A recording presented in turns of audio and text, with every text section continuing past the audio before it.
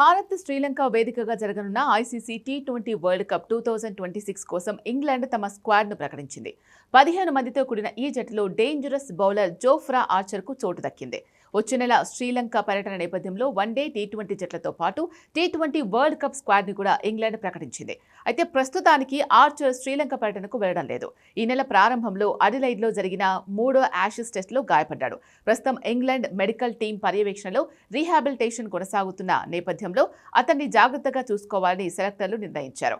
అందుకే ప్రపంచ కప్ జట్టులో ఉన్నప్పటికీ శ్రీలంక టూర్కు అతన్ని ఎంపిక చేయలేదు. ఇదే సమయంలో ఫాస్ట్ బౌలర్ జోష్ టంగ్ తొలిసారి టీ20 జట్టులోకి ఎంపికయ్యాడు.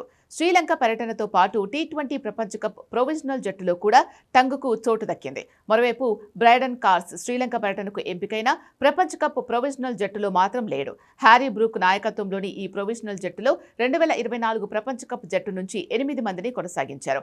వీరిలో మాజీ కెప్టెన్ జోస్ బట్లర్తో పాటు Phil Salt, Ben Duckett, Sam Curran, Will Jacks, Adil Rashid, Jofra Archer ఉన్నారు.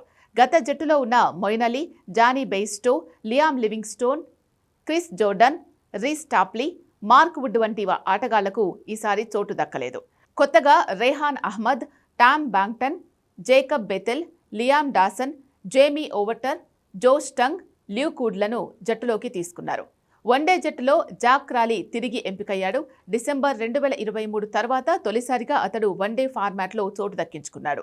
అలాగే న్యూజిలాండ్ పర్యటనకు దూరమైన విల్ జాక్స్ 2 వైట్ బాల్ జట్లలోకి తిరిగొచ్చాడు. శ్రీలంక పర్యటనలో ఇంగ్లాండ్ 3 వన్డేలు, 3 టీ20లు ఆడనుంది. ఇవి టీ20 ప్రపంచ కప్కు ముందు ప్రాక్టీస్ మ్యాచ్లుగా ఉపయోగపడనున్నాయి. వన్డే మ్యాచ్లు జనవరి 22, 24, 27 తేదీల్లో కొలంబోలోని ఆర్ ప్రేమదాస స్టేడియంలో జరగనున్నాయి. టీ20లు జనవరి 30, ఫిబ్రవరి 1, 3 తేదీల్లో కాండిలోని పల్లెకెలి అంతర్జాతీయ స్టేడియంలో జరుగుతాయి.